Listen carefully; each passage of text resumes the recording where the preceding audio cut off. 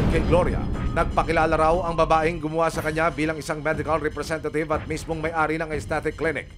Siniguro din daw nito kay Gloria na siya ang authorized expert na pwedeng gumawa ng mga procedure sa mga pasyente. Yun hong individual, yung personality na nag-perform ho ng procedure, ano po ang pakilala sa inyo nito? Doktor ho ba? Surgeon? Cosmetic surgeon? Habang ginagawa niya ako, ang sinasabi niya, medrep siya. Siyang nagano ng mga gamot sa mga iba-ibang hospital. Hindi raw siya doktor? Hindi po, wala yung sinabing basta sabi niya medrep. Hindi rin daw siya surgeon o kung ano man? Hindi po. Ayon sa isang plastic surgeon sa isang kilalang ospital na nilapitan ni Gloria matapos ang naranasang bangungot sa aesthetic clinic.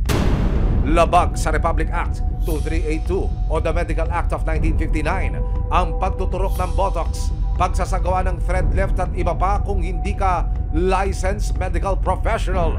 Any licensed doctor, specifically kung meron siyang training in dermatology or plastic surgery in the Philippine Medical Act, you can do anything that is within the medical field that is provided by law. Pero siyempre pagdating sa mga ganito, maganda kung nagpupunta ka sa mga specialists. Usually dermatologists or plastic surgeons. Sa pananaliksik ng resibo, hindi dermatologist at hindi doktor ang gumawa kay Gloria. Sinigundahan ng Philippine Dermatological Society na hindi rin siya miyembro ng kanilang grupo. Kapag ganun, that already belongs to the practice of medicine. Dapat, doktor po ang gagawa nun. I mean, it's nice if you can go to a board-certified dermatologist or even a plastic surgeon who can do all those things. Noong May 4, 2024, nagsampa ng kasong estafa at physical injuries ang biktima.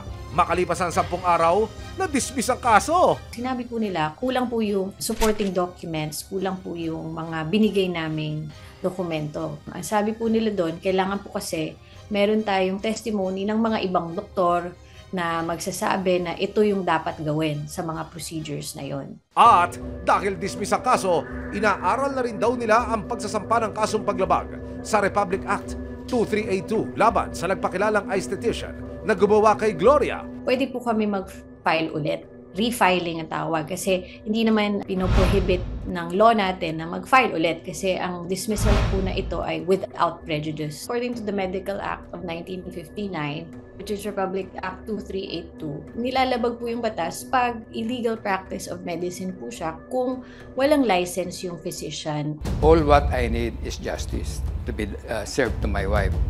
Sa dinaanan naming hirap, sa nakikita ko sa miss ko araw-araw, umiiyak siya. Nakikita ko ang depression niya, yung traumatic experience niya, napakasakit. Sinubukan ng resibo.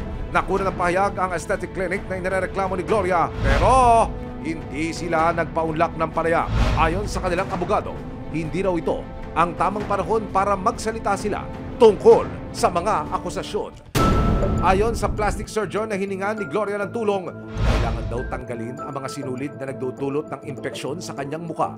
March 19, 2024, ipinatanggal na ni Gloria ang mga thread o yung sinulid at nilagyan na rin ng gamot ang kanyang mga sugat. Sa katagalan, lumalalim ng lumalalim, baka may matamaan ng mga nerve sa muka na pwedeng maka-paralyze ng isang part ng muka. Pwede rin yung infection na pumasok sa system ng dugo at yun ang magiging tinatawag namin septicemia na magiging life-threatening.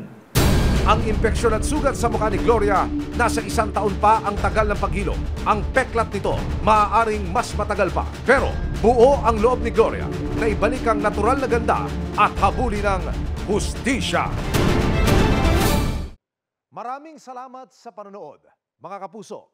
Para masundan ang mga reklamong nasolusyonan ng resibo, mag-subscribe lamang sa GMA Public Affairs YouTube channel.